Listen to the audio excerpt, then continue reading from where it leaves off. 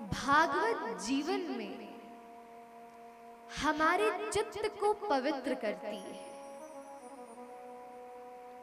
हम गंगा स्नान करेंगे तो हम पापों से मुक्त हो जाएंगे। न धर्मजं तद हृदयं तद पिशांग्रि सेवय। एक प्रकार से जल से भी यदि स्नान करेंगे तो शरीर की मैल से निवृत्त हो जाएंगे। लेकिन वस्तुतः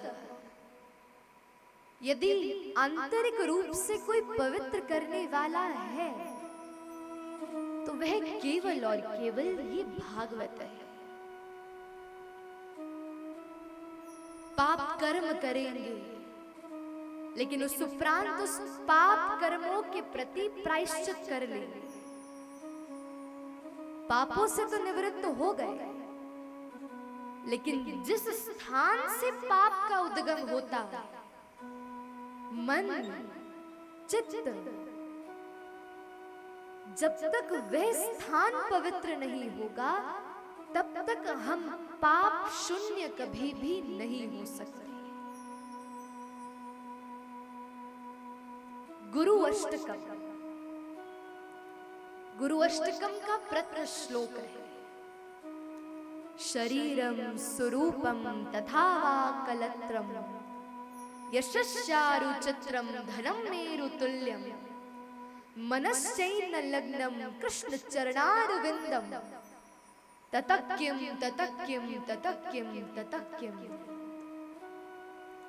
आपके पास सुंदर शरीर है, खूब सौंदर्य भगवान ने दिया,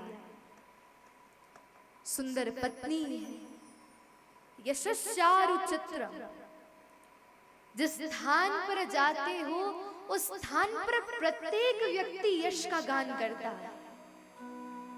और धन का कहा जाए तो धन तो पर्वत के भांति इतना धन है। संसार में सब कुछ होते हुए भी यदि इस मन की प्रीति भगवत चरणों में नहीं, भगवान के प्रति प्रेम नहीं, तो ततक्यम ततक्यम यानी कि सब व्यर्थ है। अब उदाहरण दिया जाए तो रावण। अब ऐसा वर्णन करते हैं कि रावण स्वरूपवान था, जैसा उसे दिखाया जाता है प्रत्युत वैसा नहीं था। लेकिन रावण में भी गठीले अंग थे, खूब स्वरूप था।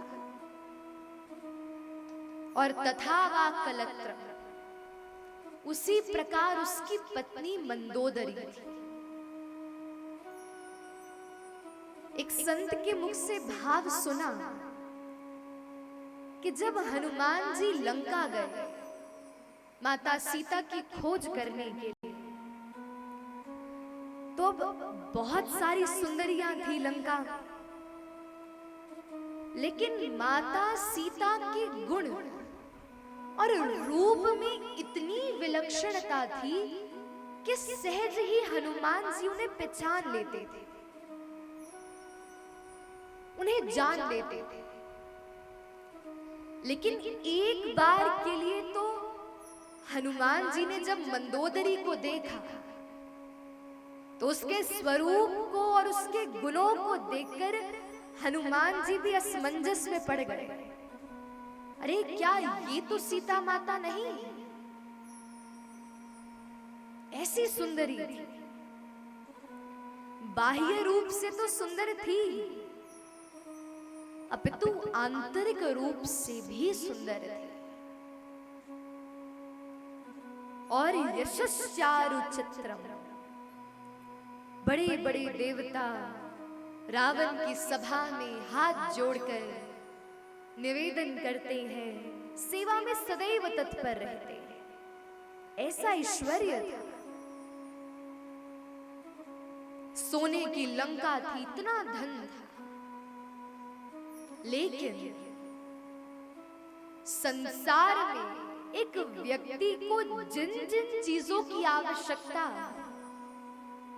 वो सब था, परंतु प्रभु श्री राम के प्रति कोई स्नेह नहीं था। इसी कारण से जीवन में सर्वस्व होता हुआ भी अंत में रावण की गति क्या हुई कि भगवान के चरणों में प्रीति ना होने पर आज भी प्रत्येक वर्ष हर गली में, हर मोहल्ले में लोग रावण का दहन करते हैं। इसलिए पाप का मुख्य कारण है ये मन, और वही मन कुंती ने भगवान के चरणों में अर्पित किया। देखिए, अब कुंती की स्तुति का प्रारंभ नमस्ये और विश्राम भी नमस्ते पे होता है, यानी कि नमन। मानो कुंती भगवान को नमन करते हुए भगवान से कह रही कि हे प्रभु, ना मन, ये मन अब मेरा नहीं, अपितु आपका है। अब देखिए, स्वाभाविक सी बात है, संसार में हमें जो भी प्राप्त हुआ वो सब केवल और केवल भगवान के द्वारा दिया।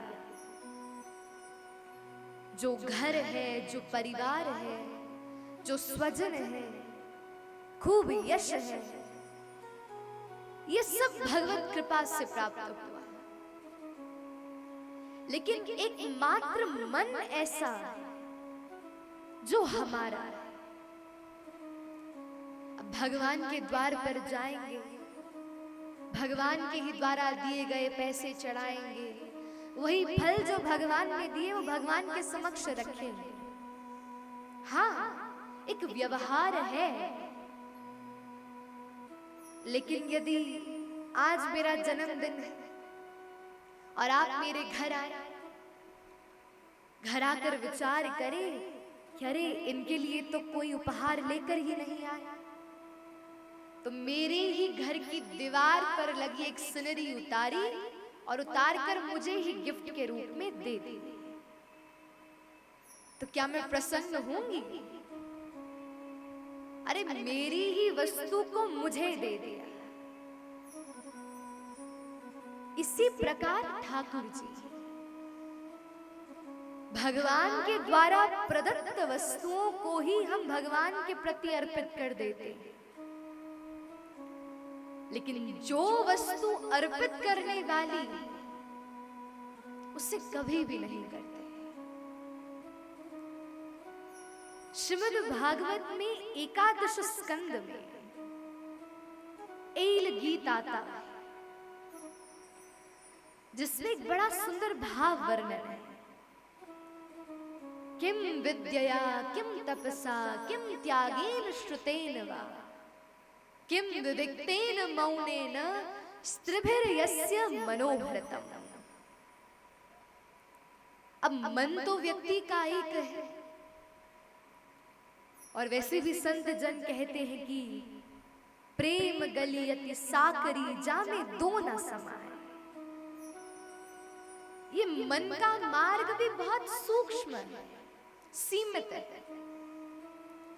अब चाहो तो इस मन में संसार को रख लो और चाहो तो ठाकुर जी को रख लो, और यदि ये विचार करोगे कि दोनों को घुसा लेंगे तो ये असंभव है।